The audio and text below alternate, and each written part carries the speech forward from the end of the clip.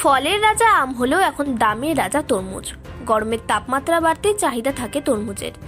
যদিও পানীয় বিকল্প হিসেবে তরমুজ খান অনেকেই, সেরকম মুসলিম ধর্ম অবলম্বীরা তাদের রোজায় তরমুজকেই প্রাধান্য দেন বেশি, কারণ নির্জলা উপবাসের পর তেষ্টা নিবারণের জন্য খুব প্রয়োজনীয় একটি ফল। কিন্তু এবছর গ্যাটের কড়ি খরচা করেই কিনতে হবে তরমুজ। বর্তমানে ভিন রাজ্যে তরমুজ একমাত্র ভরসা, তাই অগ্নিমূল্য তরমুজের দাম। ব্যবসায়ীরা জানাচ্ছেন, পশ্চিমবঙ্গের তরমুজ এখন সেভাবে উৎপাদন হয়নি, ব্যাঙ্গালোর সহ ভিন রাজ্য থেকে আনা হচ্ছে তরমুজ।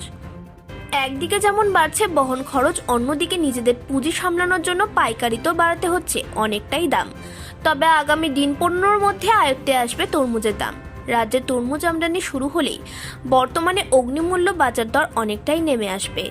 যদিও এক প্রকার বলা যেতেই পারে এবারে গ্যাটের করে খরচা করে বাজার থেকে কিনতে হবে তরমুজ, যা নদিয়ার বিভিন্ন প্রান্ত থেকে জানাচ্ছেন তরমুজ ব্যবসায়ীরা। মঙ্গলবার থেকে তো রোজা শুরু হচ্ছে, তো এই বছর চাহিদা কিরকম তরমুজের? মঙ্গলবার থেকে রোজা শুরু হচ্ছে। একটা সম্প্রদায়ের যে মুসলিম সম্প্রদায় যে তাদের যে মেন উৎসব 1 মাস রোজা রাখার পরে যে তাদের ঈদ আসবে, তার আগে যে তারা এই রোজাটা পালন করে, তারা এই তরমুজটার উপরে অনেকটা ডিপেন্ড করে। এইবার যেহেতু আমাদের ওয়েস্ট বেঙ্গলে যে তরমুজটা চাষ হয় আপনার ওই করিমপুর সাইডে, লোকাল মালটা এবার এখনও তৈরি হয়নি। এটা তৈরি হতে আরও দিন 15 লাগবে। তা সেহেতু ব্যাঙ্গালোর থেকে আমরা এই মালটা কালেক্ট করেছি। ব্যাঙ্গালোরের মালটা সারা ভারতবর্ষে চাহিদা আছে এবং লোকাল মালের থেকে তার মানও অনেক উন্নত, চাষটাও বেশি, মানে আমাদের পত্তাটাও বেশি পড়ে যাচ্ছে। যার জন্য খদ্দের যদি মনে করে যে আমরা একটু সস্তায় পাবো, সেই আপাতত সস্তায় পাওয়ার কোনো ব্যবস্থা নেই। মানে ক্যাটাগরি বা খরচা করতে হবে, ক্যাটাগরি খরচা করতেই হবে। আচ্ছা, এই মতো অবস্থায় যা ক্যারিং খরচাটা আরও ইসের ওপরে, খদ্দের ওপরে পড়ে যাচ্ছে, যার জন্য মানুষকে আরও বেশি দামে জিনিসটা কিনতে হবে। মানে সঠিক সময় যদি উৎপাদন হতো তাহলে এত দামটা কমতো। হ্যাঁ, অবশ্যই লোকাল মালটা যেহেতু এই টাইমে উঠে যেত, অন্য বছর উঠে যায়, কিন্তু এই বছর ওঠেনি বলেই এই প্রভাবটা পড়ে যাচ্ছে। কোথাও কি ওয়েদারের কোনো সমস্যা? ওয়েদারের না, এটা সিজনটা এবার এরকম হয়ে গিয়েছে। ঠিক আছে, পাইকারি এবং খুচরো কত দামে বিক্রি হচ্ছে? পাইকারি বলতে ধরেন এখন আমাদের যা পত্তা, আমাদের 24-25-এর নিচে বেচলে আমাদের কিছু দাঁড়াবে না।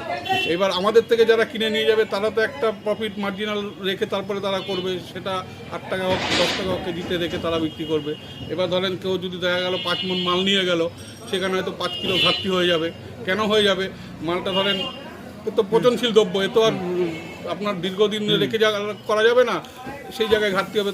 সেই কষ্টটা তো তারা পেলে মালটা বিক্রি করবে, তা খদ্দের উপরে একটু বাড়তি বোঝা পড়ে যাবে। এর জন্য এই বোঝা কমবে কিভাবে মনে হচ্ছে? এটা ধরেন দিন 15 পরে কমে যাবে, মাল যখন অ্যাভেলেবেল হয়ে যাবে তখন আপনি কমে যাবে। মাঝ রোজায় তার মানে পকেটের পয়সা কম রোজা এটা সুরা হয়ে যাবে, অনেকটাই সুরা হয়ে যাবে। কত কুইন্টাল তরমুজ এসছে এবছর? এটা আমার এখানে এই গাড়িতে 12 চাকা গাড়ি লোড আছে, আপনার 23 কুইন্টাল মাল আছে।